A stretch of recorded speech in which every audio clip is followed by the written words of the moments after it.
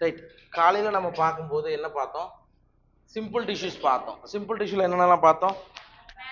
பேரன் கைமா, கோலன் கைமா, ஸ்க்ளீரன் கைமா. ஓகே, அதுல எது டெட் செல் அப்படின்னு பார்த்தோம்? ஸ்க்ளீரன் கைமா. பேரன் கைமாவில் இன்ட்ரோசெல்லார் ஸ்பேசஸ் இருக்குமா இருக்காதா? இருக்கும். கோலன் கைமாவில் இருக்காது. அதோடைய செல்வால் திக்கனிங்ல என்னென்னலாம் இருக்கும்? செலுலோஸ், எமி செலுலோஸ், பெக்டின், இதெல்லாம் வந்து எங்க இருக்கும்? கோலன் கைமால இருக்கும். ரைட்டா? பொதுவா கோலன் கைமா அதோட ரோல் என்ன? எப்ப மெக்கானிக்கல் சப்போர்ட்? பிரைமரி பிளான் பாடியில அது வந்து மெக்கானிக்கல் சப்போர்ட்டை கொடுக்கறது தான் கோலன் கைமாவோட வேலை. ஓகே, ஸ்க்ளீரன் கைமா ரெண்டு வகையா படிச்சோம். என்னென்ன? ஃபைபர், இன்னொன்னு ஸ்க்ளீரைடு. ஓகே, ஃபைபரோடைய எண்டிங் எப்படி இருக்கும்? ஆமா, ரெண்டு முனையும் ஃபைபர்ல பாத்தீங்கன்னா நல்லா ஷார்ப்பா கூர்மையா இருக்கும் அப்படின்னு சொல்லிட்டு பார்ப்போம். ஃபைபரோடைய ரோல் என்ன? சரி, ஓகே. இப்ப காட்டன்ல இருக்கக்கூடிய ஃபைபர் என்ன டைப் ஆஃப் ஃபைபர்?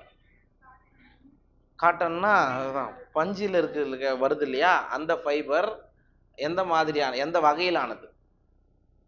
எந்த பார்ட்ல இருந்து அந்த ஃபைபர் வருது? Seed surface. சரிங்களா? விதையினுடைய உரைப்பகுதியில இருந்து தான் அந்த ஃபைபர் வரும். ஓகேவா? ரைட். ஸ்க்ளீரைடுகள் எங்கெங்கெல்லாம் இருக்குன்னு படிச்சோம். பல்ப் ஆஃப் கோவா, சீடோடைய கோட்லயும் இருக்கும், லெக்யூமோடைய சீட் கோட்ல இருக்கும். ஓகே, பாட்ல அந்த கனி தோல்லையும் இருக்கும், தேயிலையில் இருக்கும். இதெல்லாம் ஸ்க்ளீரைடுகள் எங்கெங்கெல்லாம் இருக்குன்றதை பார்த்தோம். சரிங்களா? ரைட். இப்போ நம்ம பார்க்க போறது காம்ப்ளெக்ஸ் டிஷ்யூ. நான் சிம்பிள் டிஷ்யூக்கு என்ன டெஃபினேஷன் சொன்னேன்? சிமிலர் ஸ்ட்ரக்சர், சிமிலர் ஃபங்க்ஷன், அவ்வளவுதான். ஒரே மாதிரியான அமைப்பு, ஒரே மாதிரியான பணியை மேற்கொண்டா அது வந்து சிம்பிள் டிஷ்யூன்னு சொல்றோம். இதுவே காம்ப்ளெக்ஸ் டிஷ்யூனா ஆமா, different type of cells are tissues இருக்கும். Sorry, different type of cells தான் சொல்லும். வெவ்வேறு வகையிலானதா இருக்கும், ஆனா ஃபங்க்ஷன் மட்டும் சேமா இருக்கும். அதுக்கு பேர் தான் காம்ப்ளெக்ஸ், கூட்டு திசு அப்படின்னு சொல்றோம். சரிங்களா? காம்ப்ளெக்ஸ் டிஷ்யூல நம்ம பார்க்க போறது சைலம் அண்ட் ஃப்ளோயம். இது ரெண்டு தான் நம்ம பார்க்க போறோம். சரி, பார்க்கலாம். The complex tissues are made up of more than one type of cells. இதான் அர்த்தம். And these work together as unit. அப்ப ஒன்றுக்கு மேற்பட்ட வகையிலான செல்கள் என்ன பண்ணுது? எல்லாம் சேர்ந்து ஒர்க் டுகெதர் as unit, ஒரு யூனிட்டா, ஒரு அலகா எல்லாம் சேர்ந்து ஒரு வேலையை செய்ய போகுது அப்படின்றது அதுக்கான அர்த்தம். Xylem and phloem constitute a complex tissue in plants. So தாவரங்கள்ல சைலம் அண்ட் ஃப்ளோயம் இது ரெண்டும் தான் நம்ம என்னன்னு சொல்றோம்? காம்ப்ளெக்ஸ் டிஷ்யூ, கூட்டு திசுவை உருவாக்குகிறது அப்படின்னு சொல்றோம். சரிங்களா? Right. Xylem functions as a conducting tissue for water, minerals from roots to the stem and leaves அப்படின்னு என்ன சொல்றாங்க? சைலம் ஆனது வேர்ல இருந்து தண்ணியையும் பிளஸ் மினரல்ஸையும் என்ன பண்ண, தண்ணியும் மினரல்ஸையும் வேர்ல இருந்து தண்டுக்கும் அண்ட் லீஃபுக்கும் கொண்டு போய் சேர்க்கறது தான் யாரோட வேலை? சைலத்தோடைய வேலை. Okay, it also provide mechanical strength to the plant parts. Sir, xylem வேற என்ன வேலையை பண்ணுது அப்படின்னா, ஸ்டெம்முக்கு, அதாவது பிளான்ட் பார்ட்ஸுக்கு, பிளான்ட் பார்ட்ஸ்ல நீங்க பிரான்ச்சஸ் எது வேணாலும் வச்சுக்கோங்க, அதுக்கு என்ன கொடுக்குதுன்னு சொல்றாங்க? ஸ்ட்ரென்த் கொடுக்குது. அப்ப சைலத்துல எது ஸ்ட்ரென்த் கொடுக்கும்? சைலம் ஃபைபர்ஸ் வருது இல்லைங்களா, அதைத்தான் இங்க சொல்றாங்க. இப்ப சைலம் பேரன் கைமா போய் ஸ்ட்ரென்த் கொடுக்கணும்னு நம்ம சொல்ல முடியாது. நம்ம உள்ள போய் பார்க்கணும்னா அது சைலம் ஃபைபர்ஸ் தான் நமக்கு அந்த ஸ்ட்ரென்த்தை கொடுக்கும் அப்படின்றாங்க. ஓகே, அப்ப சைலத்தோட ரோலு வாட்டரையும் மினரல்ஸையும் கண்டக்ட் பண்றதோட இல்லாம ஸ்ட்ரென்த்தையும் கொடுக்குது. அதை ஞாபகம் வச்சுக்கோ. Okay, it is composed of 4 different kinds of elements. மொத்தம் 4 சைல கூறுகள் இருக்குன்னு சொல்லுவாங்க. அது என்னென்ன அப்படின்னா, ட்ரக்கீடு, அதாவது சைலம் ட்ரக்கீடு நீ எப்படின்னா சொல்லிக்கோ, அண்ட் வெசல், அதுக்கப்புறம் சைலம் ஃபைபர், சைலம் பேரன் கைமா. மொத்தம் 4 எலமெண்ட் இருக்குது எதுல? சைலத்துல. அது ட்ரக்கீடு, வெசல், சைலம் பேரன் கைமா, சைலம் ஃபைபர்ஸ். ஓகேவா? ரைட். இதுல நம்ம ஒவ்வொன்றா பார்க்கலாம்.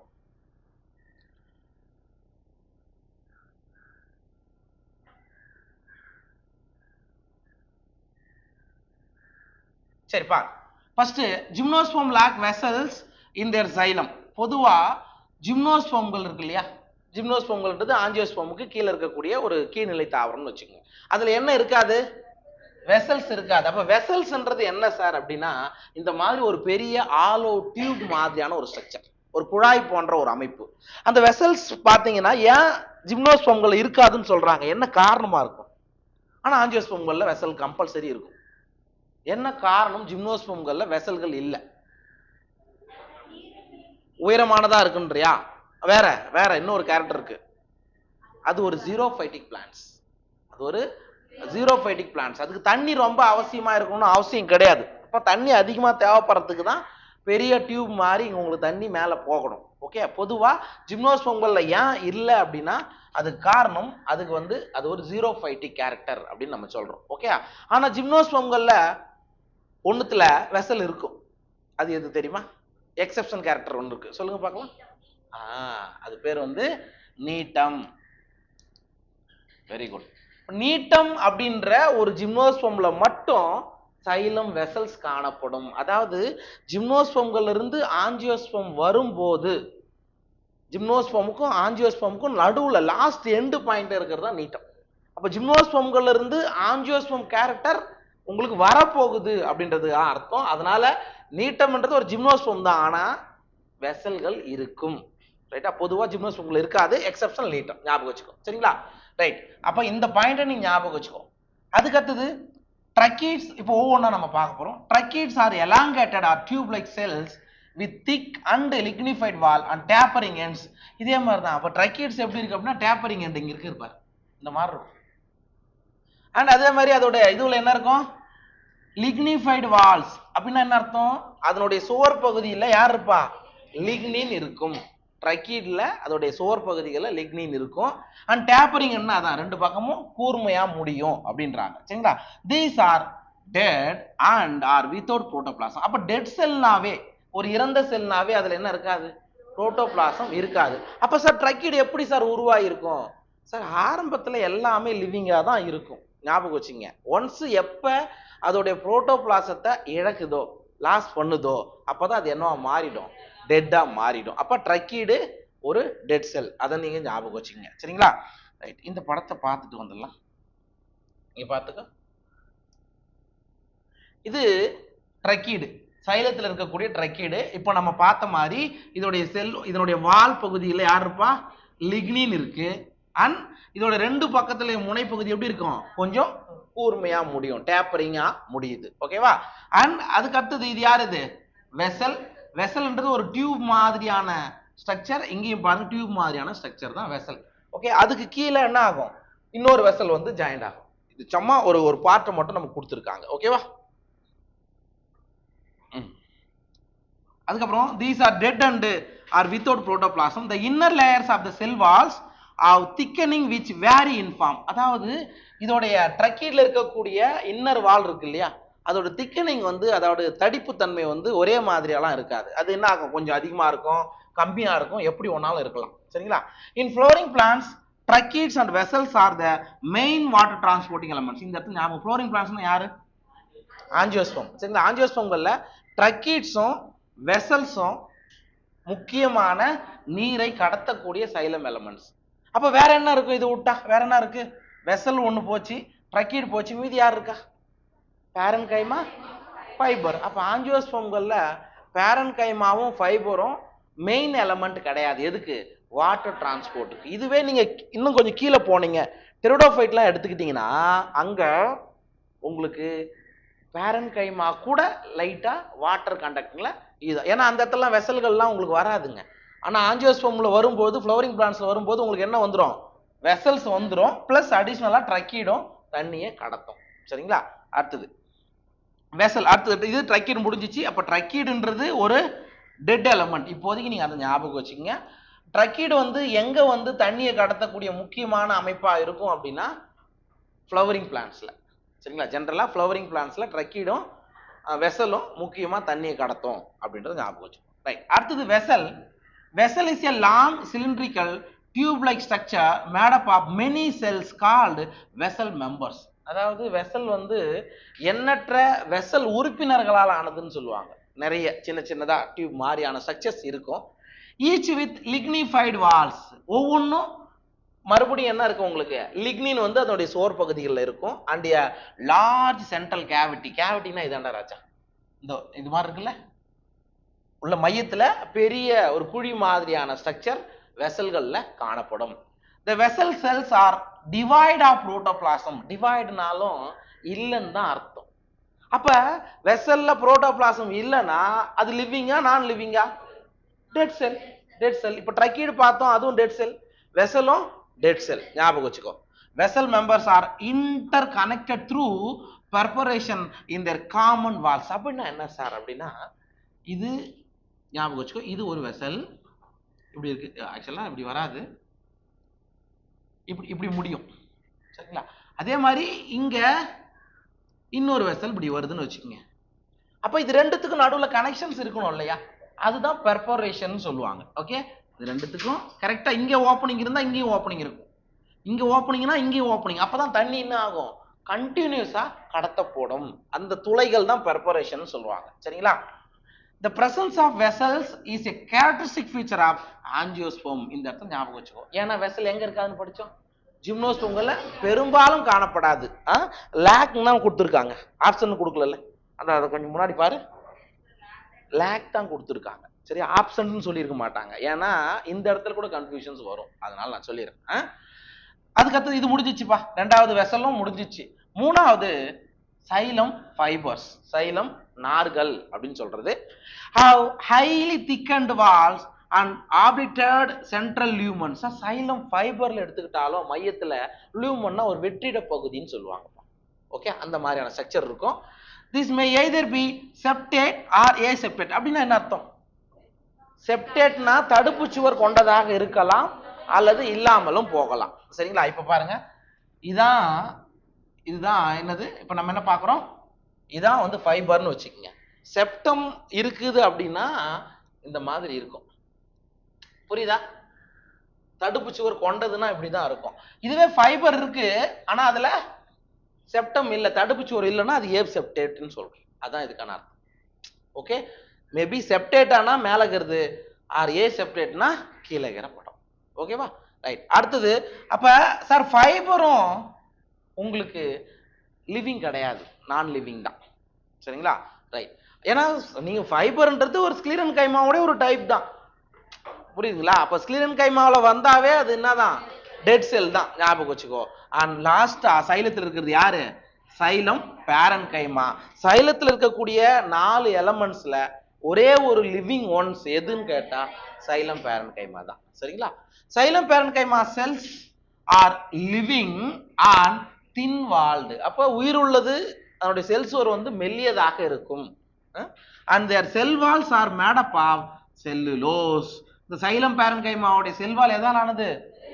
இதுக்கு முன்னாடி பார்த்தது எல்லாமே லிக்னின்னு ஒன்று படிச்சிருப்பீங்க.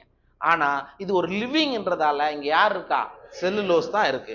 தே ஸ்டோர் ஃபுட். பேரன் கைமா என்ன பண்ணும், சேமித்து வைக்கிறதுக்காக யூஸ் ஆகும்னு சொல்றோம். இந்த form of starch or fat. இந்த இடத்துல ஞாபகம் வச்சுக்கோ, ஸ்டார்ச் எல்லாருக்கும் தெரியும், புரியுதா? பொதுவா சைலம் பேரன் கைமா ஸ்டார்ச் வடிவில் ஃபுட்டை சேமித்து வைக்கும். அண்ட் ஃபேட்டு மறந்துடுவோம் நிறைய பாரி, ஃபேட்டும் ஞாபகம் வச்சுக்கோ, கொழுப்பு வடிவிலும் உணவுப் பொருட்களை அது சேர்த்து வைக்குது அப்படின்னு சொல்றாங்க. And other substances like tannins. வேற எதை சார் சேமித்து வைக்குது, டேனினையும் சைலம் பேரன் கைமா ஸ்டோர் பண்ணி வைக்குது. அப்ப எதெல்லாம் ஸ்டார்ச், ஃபேட்டு அண்ட் டேனின், இது மூணுத்தையும் ஸ்டோர் பண்ணி வைக்கிறது தான் யாரோட மெயின் ரோல், சைலம் பேரன் கைமாவுடைய வேலை. The radial conduction of water takes place by the ray parenchyma cells. இது ரொம்ப முக்கியம். ரே பேரன்கைமா டெஸ்ட்னா என்ன தெரியுமா? ரேடியல் அப்படின்னா என்ன அர்த்தம்னா, அதுதான் நான் சொன்னேன். இப்ப உங்களுக்கு ஒரு கிராஸ் செக்ஷன் எடுக்கிறீங்க, ஒரு ஸ்டெம்மை கிராஸ் செக்ஷன் எடுக்கிறீங்க, இந்த மாதிரி இருக்கு. இப்போ பெரிய கட்டை ரொம்ப பெருசா இருக்கு, தண்ணி உங்களுக்கு இங்கதான் மேபி புரோட்டோசைலம் இருக்கும், கரெக்டுங்களா? இதே மாதிரி இந்த பக்கம் புரோட்டோசைலம் இருக்குன்னு வச்சுக்கோ. அப்ப புரோட்டோசைலம் இங்கதான் இருக்கு, தண்ணி வந்து எங்க போகணும், வெளி பகுதிக்கெல்லாம் போகணும், சரிங்களா? அப்படி கொண்டு போகிறது தான் நீங்க என்னன்னு சொல்றீங்க, ரே பேரன்கைமா அப்படின்னு சொல்றோம். புரியுதுங்களா? சைலத்தில் இருக்கக்கூடிய சைலம் தான் வாட்டரை கண்டக்ட் பண்ணும். அந்த மாதிரி ரேடியலா வெளிப்புறம் நோக்கி கொண்டு போறது யாரோட வேலைனா ரே பேரன்கைமாட்டஸ் செல்ஸ். இதை மறக்காதீங்க, சரிங்களா? இது புரிஞ்சிச்சா? Yes, right. அடுத்தது பிரைமரி சைலம்னா என்ன, செகண்டரி சைலம்னா என்ன, அது சொல்லு பார்ப்போம். முதல்நிலை சைலம்னா என்ன, இரண்டாம் நிலை சைலம்னா என்ன? ஃபர்ஸ்ட் பிரைமரி பிளான் பாடியில் இருக்கிறது எல்லாமே புரோட்டோசைலம் தான் இருக்கும். சரிங்களா? செகண்டரி சைலம், அதாவது பிரைமரி சைலம், செகண்டரி சைலம் எப்போ வரும்? செகண்டரி growthல தான் வரும். ஓகேவா? பாரு, primary xylem is of two type. One is protoxylem, another one is metaxylem. Primary சைலத்தை நம்ம ரெண்டா பிரிக்கிறோம். First formed xylem primary protoxylem, second form ஆகிறது மெட்டாசைலம். நம்ம ஏற்கனவே பார்த்துட்டோம், இருந்தாலும் ஜஸ்ட் இந்த மாதிரி இருக்கு. ஓகேவா? அப்ப இதுதானே புரோட்டோசைலம், இது மெட்டாசைலம். புரிஞ்சுதுங்களா? அப்ப பிரைமரி சைலத்தை ரெண்டா பிரிக்கலாம். முதல்ல உருவாகுது புரோட்டோசைலம். அந்த புரோட்டோசைலம் கொஞ்சம் பெருசாக ஆக அது என்னவா மாறிடும்? மெட்டாசைலமா மாறிடும். ஓகேவா? அதுக்கடுத்தது அந்த later formed primary xylem is metaxylem. In stems the protoxylem lies towards the centre. கரெக்டா? ஸ்டெம் ஏற்கனவே நம்ம படிச்சோம் இல்ல? ஸ்டெம்ல புரோட்டோசைலம் எப்படி இருக்கு? இப்படி தானே பார்த்தோம். ஒண்ணு இல்ல, வாஸ்குலர் பண்டல் இந்த மாதிரியான ஸ்ட்ரக்சர்ல இருக்கும்.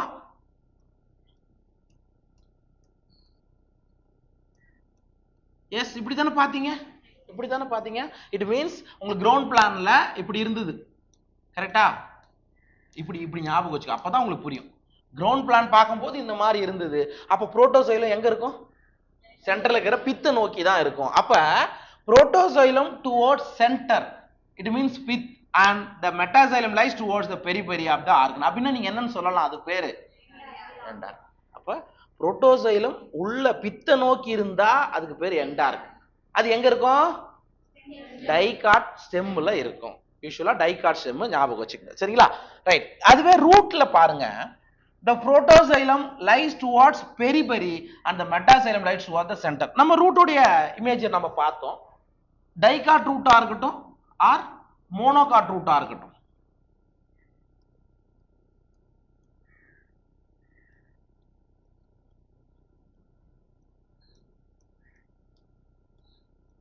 எஸ் இப்படி தானே பாத்தீங்க? டெட்ரார் கண்டிஷன் இது என்ன ரூட்? டைகாட். மோனோகாட் எப்படி? டைகாட். அப்ப இங்க பாருங்க, இது மெட்டாசைலம். எஸ், இது என்ன சைலம்? புரோட்டோசைலம். அப்ப புரோட்டோசைலம் எங்க நோக்கி இருக்கு? அவுட்டர் பெரிபெரலா இருக்கு. அதனால இதை நீங்க என்ன சொல்லலாம்?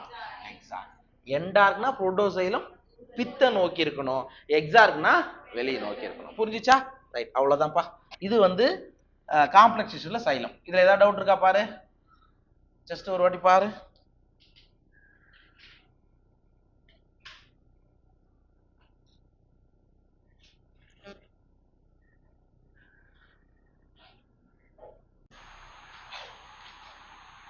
Right, next complex tissue phloem. So phloem transports food materials, உணவுப் பொருட்களை, அல்லது வேற மாதிரி நீங்க சொல்ல போனா போட்டோசிந்தேட்ஸ், ஒளிச்சேர்க்கை பொருட்களை கடத்துவது தான் யாரோட வேலை? phloemத்தோட வேலை. Usually from leaves to other parts of the plant. பொதுவா phloem இந்த ஃபுட் மெட்டீரியலை ஆர் போட்டோசிந்தேட்ஸை எங்கிருந்து கடத்துது? ஃப்ளோயத்துல இருந்து லீஃப்ல இருந்து தாவரத்தோட மற்ற பகுதிகளுக்கு கடத்தும். சரியா? அப்படி மட்டும்தான் கடத்துமா? சப்போஸ் உங்களுக்கு லைட் இல்ல, ஒளிச்சேர்க்கை நடக்கல, போட்டோசிந்தேசிஸ் நடக்கல, அப்ப லீஃபுக்கு ஃபுட் வேணுமே. அப்ப ஃபுட் எங்க இருந்து கடத்தப்படும்? ரூட்ல ஆல்ரெடி ஸ்டோர் பண்ணி வச்சிருக்கக்கூடிய ஃபுட்டு கீழ இருந்து மேல் நோக்கியும் கடத்தப்படும். சோ phloemத்துல டைரக்ஷனல்னு பார்க்கும்போது, எந்த திசைன்னு பார்க்கும்போது பை டைரக்ஷனல் அப்படின்னு சொல்லுவாங்க. ஆனா சைலம் அவரோட தலையெழுத்து கீழ இருந்து மேல மட்டும்தான் தண்ணியை கடத்த முடியும். மேல இருந்து கீழெல்லாம் அவரால் கடத்த முடியாது. அங்க நீங்க என்ன சொல்லுவோம்னா யூனி டைரக்ஷனல், ஒரு வழி பாதை. அவ்வளவுதான். இதை ஞாபகம் வச்சு. Right. phloem in angiosperm is composed of sieve tube elements, companion cells, phloem parenchyma and phloem fibers. Sir, phloemத்துல இருக்கக்கூடிய 4 எலமெண்ட்ஸ் இது. ஓகே, என்னென்ன இருக்குது? sieve tube elements, அது ஒரு குழாய் மாதிரியான ஒரு ஸ்ட்ரக்சர். கம்பானியன் செல்ஸ் இதுக்கு பக்கத்திலே இருக்கும் எப்பவுமே. sieve tube சல்லடை எதுனா சொல்லுங்க தமிழ்ல? சல்லடை குழாய் கூறுகளா? ஆமா, அதுக்கு கூடவே யார் இருப்பா? துணை செல்கள் எப்பவுமே இருப்பாரு. ஏன்?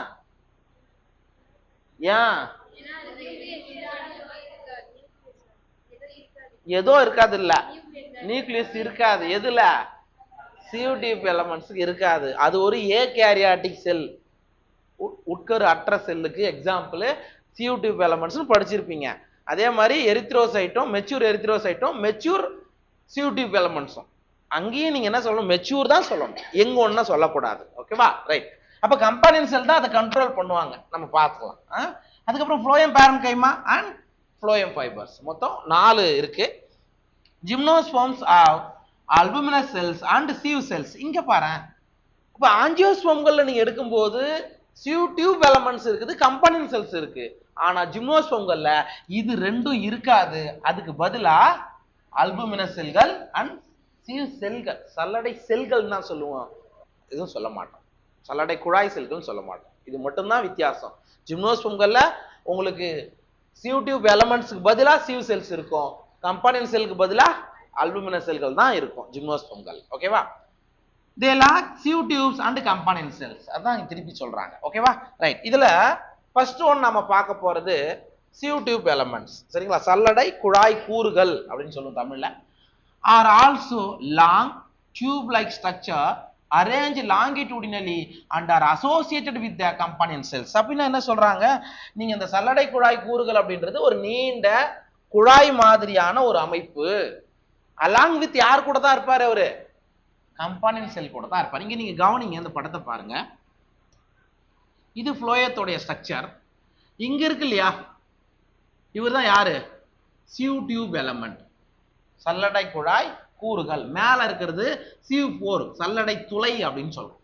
இங்க பாருங்க, சல்லடை குழாய் கூறுகளுக்கு பக்கத்துல யார் இருக்கா, அதான் கம்பானியன் செல். துணை செல்கள் எப்பொழுதுமே அது கூட தான் இருக்கு. இதுக்கு நியூக்ளியஸ் இருக்கும், ஆனா இதுக்கு நியூக்ளியஸ் இருக்காது. ஏன்னா இத கண்ட்ரோல் பண்றவர் யாரு, அவர்தான் கண்ட்ரோல் பண்றாரு. ஓகே. பிளஸ் ஃப்ளோயம் பேரன்கைமா எப்பவும் போல இருந்துரும்.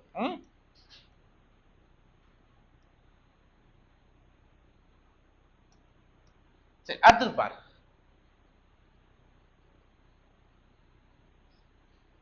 Their end walls are perforated in a sieve like manner to form a sieve plates. அப்படின்னா என்ன சார், சல்லடை குழாய் கூறுகள்ல இப்படி முடியுதுன்னு வச்சுங்களேன், இங்கேயும் அதே தான்.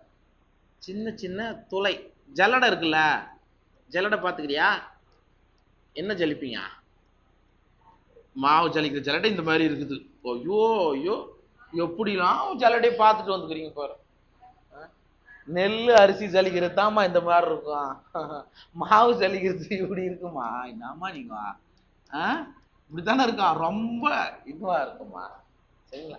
இப்படி நெல் பெருசா இருக்கிறத ஜலிக்கிற ஜல்லடை தான் இந்த மாதிரி இருக்கும். ஓகே, அதுதான் இது, அப்படிதான் இருக்கும். சரிங்களா? their end walls are perforated in a sieve like manner. அதான் சல்லடை மாதிரியான அமைப்பு இருக்கும். அது இதுக்கு பேர் என்ன சொல்றாங்கன்னா sieve plate-ன்னு சொல்றாங்க. அது எங்க இருக்கும் அப்படின்னா, ஒரு sieve tube முடியுதுன்னா அந்த இடத்துல இருக்கும், பிளேட் மாதிரி இருக்கும். சரிங்களா? ஒரு இப்போ முறுக்கு சொல்ற அச்சு இருக்குதுல்ல, அதாவது பாத்துக்கிறீங்களா, அது எங்க முனையில தான் இருக்குது அந்த இது, அந்த இடத்துல மாதிரி நிற்கும். சரிங்களா? ரைட். அடுத்தது, a mature sieve element possesses a peripheral cytoplasm and large vacuole but lack nucleus. ரொம்ப முக்கியம். பெரிய வாக்யூல் இருக்கும் அண்ட் சைட்டோபிளாசமும் இருக்கும், ஆனா எது இருக்காது, நியூக்ளியஸ் இருக்காது. எதுல, மெச்சூர் சிவ் டியூப் எலமெண்ட்ல. அவங்க எங்க பத்தி சொல்லவே இல்லை, மெச்சூர் முதிர்ச்சி அடைந்ததுல தான் நியூக்ளியஸ் இருக்காது. அதனால அதை நம்ம எதுக்காக நான் எக்ஸாம்பிளா படிப்போம் அப்படின்னா, ஏ கேரியாட்டிக், உட்கரு அற்றது அப்படின்றது ஞாபகம் வச்சுக்கோ. சரிங்களா? Right. The functions of sieve tubes are controlled by the nucleus of component cell. Sir, அப்ப sieve tube-க்கு நியூக்ளியஸ் இல்ல, ஆனா அதுவும் என்ன பண்ணணும், ஃபுட் மெட்டீரியல் கண்டக்ஷனுக்கு யூஸ் ஆகணும். அப்ப அத கண்ட்ரோல் பண்றவர் யாரு, எந்த நியூக்ளியஸ் கண்ட்ரோல் பண்ணுதுன்னா பக்கத்துல இருக்கக்கூடிய துணை செல்களோட நியூக்ளியஸ் தான். புரிஞ்சுச்சா? ரைட். இது sieve tube எலமெண்ட்ஸ் முடிஞ்சது. ரெண்டாவது, கம்பானியன் செல்ஸ் ஃப்ளோயத்துல are specialized parenchymatous cells which are closely associated with sieve tube elements. இது parenchymaவால் ஆனது. இது எப்பவுமே எது கூடவே இருக்கும், ஆமா, sieve tube elements பக்கத்திலேயே இருக்கும். The sieve tube elements and companion cells are connected by fit fields present between their common longitudinal walls. Sir, அப்படின்னா என்ன சொல்றாங்க, இங்க பாருங்க இந்த படத்துல. இப்ப நீங்க என்ன சொல்லிட்டீங்க, இது sieve tube-ன்னு சொல்லிட்டீங்க. sieve tube பக்கத்துல யார் இருக்கா, கம்பானியன் செல்ஸ் இருக்கு, இதுக்கு தான் நியூக்ளியஸ் இருக்கு. கரெக்ட்டுங்களா? இருக்குங்களா? இவங்க என்ன சொன்னாங்க இந்த பாயிண்ட்னா, இந்த இடம் இருக்குல்ல, எஸ், இந்த கனெக்ஷன், இந்த CO2 எலமெண்ட்ஸுக்கும் கம்பானியன் செல்லுக்கும் நடுவுல சின்ன சின்ன துளைகள் இங்கு இருக்கும். அப்படி இருந்தா தானே அதை கண்ட்ரோல் பண்ண முடியும். ஞாபகம் வச்சுக்கோங்க, சின்ன சின்ன துளைகள் இது ரெண்டுத்துக்கு நடுவுல. இப்ப நீங்க பிளாஸ்மோடெஸ்மாட்டான்னு ஒண்ணு படிச்சிருப்பீங்களா? பிளாஸ்மோடெஸ்மா, கனெக்ஷன் பிட்வீன் டூ செல். அந்த மாதிரி ஒரு கனெக்ஷன் CO2 எலமெண்ட்ஸ்க்கும் கம்பானியன் செல்லுக்கும் நடுவுல இருக்கும். அதான் அந்த பாயிண்ட். சரிங்களா?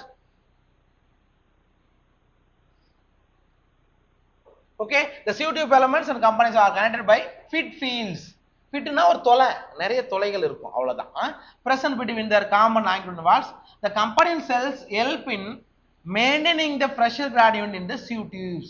Pressure gradient அப்படின்னா அழுத்த, தமிழ் என்ன சொல்றோம், அழுத்த செறிவு. சரியா? அத பிரஷர் அதிகமாகுது அப்படின்னா அதை கண்ட்ரோல் பண்றது யாரோட வேலை? கம்பானியன் செல்லோடைய வேலை. சரிங்களா? இப்ப சப்போஸ் ஒன்றும் இல்லை, இப்போ நீங்கள் என்ன நடத்துறீங்க, இப்போ ஃப்ளோயம் எதை கடத்துன்னு சொல்கிறீங்க?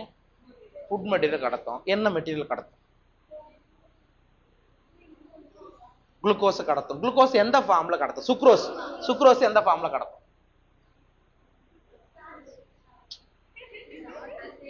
சுக்ரோஸ் குளுக்கோஸ் எல்லாம் சேர்ந்தா நீங்க சாட்சி. சொல்லுங்க பார்க்கலாம், எப்படி கடத்தும்? குளுக்கோஸ் பவுடர் இருக்குதுல்ல, அந்த மாதிரி போகுமா? சொல்லுங்க, எப்படி போகும்? அப்புறம் எப்படி பிரஷர் கிராடியன்ட் உங்களுக்கு CO2 வருது?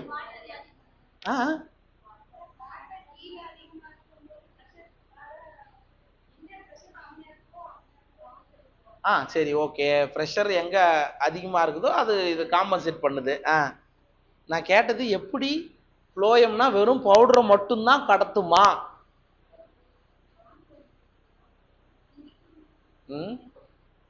எப்பவுமே சைலத்துக்கு பக்கத்துல தான் ஃப்ளோயம் இருக்கும். புரியுதா? எப்பவுமே சைலத்துக்கு பக்கத்துல தான் ஃப்ளோயம் இருக்கும். உங்களுக்கு சைலத்தில் இருந்து இந்த இன்டர் கனெக்டட் கனெக்ஷன்ஸ் இருக்கும். தண்ணி ஃப்ளோயத்துல மிங்கல் ஆகும். மிங்கல் ஆனா தான் ஃப்ளோயத்துக்குள்ள இருக்கக்கூடிய அந்த குளுக்கோஸ், நீங்க சுக்ரோஸ் சொல்றீங்கல்ல, கடத்த முடியும்.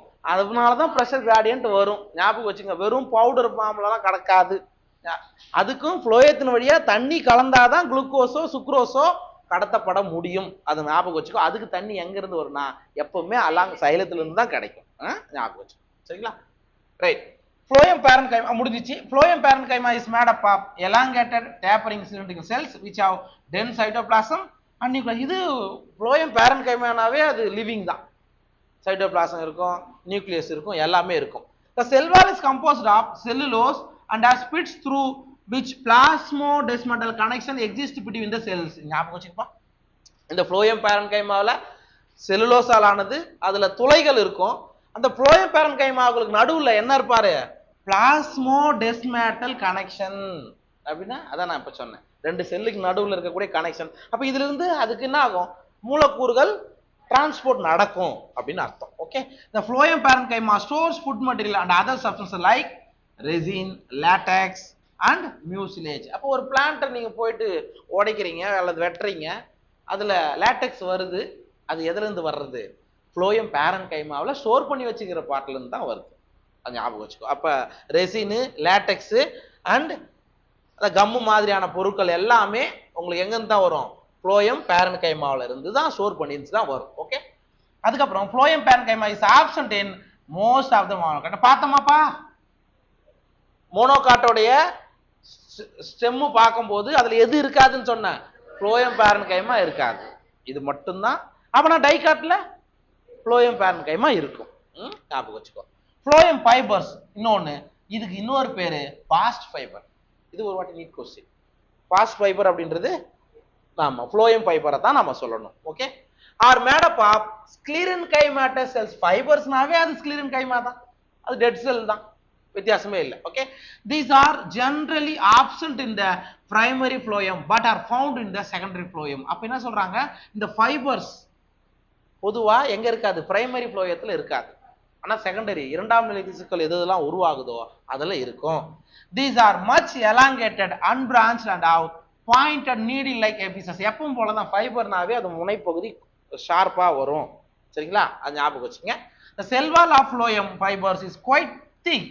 At maturity, these fibers lost their protoplasm and become dead. எப்பவும் போல தான் முதல்ல அது லிவிங்கா தான் இருந்திருக்கும், மெச்சூர் ஆன பிறகு என்ன ஆயிடும், இறந்து போனதா மாறிடும். phloem fibers of jute, flax and hemp are used commercially. நீங்க சணல்லாம் யூஸ் பண்றோம் இல்லப்பா, பையெல்லாம் வருது இல்ல, அது எல்லாமே phloem ஃபைபர் தான், பாஸ்ட் ஃபைபர் தான், சரிங்களா? அப்ப ஜூட்டு, பிளாக்ஸ், ஹெம்ப் இது மூணும் வணிக ரீதியா முக்கியத்துவம் வாய்ந்தது அப்படின்றாங்க. The first formed primary phloem consists of narrow sieve tube and is referred to as protoplasm. Protoploem அப்படின்னா என்ன? முதல்ல உருவாகக்கூடிய புரோட்டோப்ளோயத்துல sieve tube எப்படி இருக்கும், ரொம்ப நேரோவா இருக்கும் அப்படின்றாங்க. and later formed phloem நீங்க என்ன சொல்றீங்க, மெட்டாப்ளோயம் சொல்றீங்க. இங்க bigger sieve tube இருக்கும், இதான் வித்தியாசம். புரோட்டோப்ளோயத்துல sieve tube சின்னதா இருக்கும், மெட்டாப்ளோயத்துல பெருசா இருக்கும். ஏன்னா மெட்டாப்ளோயம் வருதுனாவே கொஞ்சம் பெரிய சைஸா இருக்கிறது தான் அர்த்தம். ஓகேவா? அதை புரோட்டோப்ளோயம், மெட்டாப்ளோயம். இங்க வந்து எக்ஸார்க் எண்டார்க்லாம் ஃப்ளோயத்தை வச்சுலாம் சொல்ல மாட்டாங்க, சரிங்களா? அது சைலத்தை வச்சு தான் நம்ம எக்ஸார்க் எண்டார்க்னு சொல்லுவோம். ஓகேவா? Right, that's all. டெலிட்டட் போர்ஷன்றது இதோட ஓவர். இதை பாரு, ஏதாவது டவுட் இருந்தா கேளு.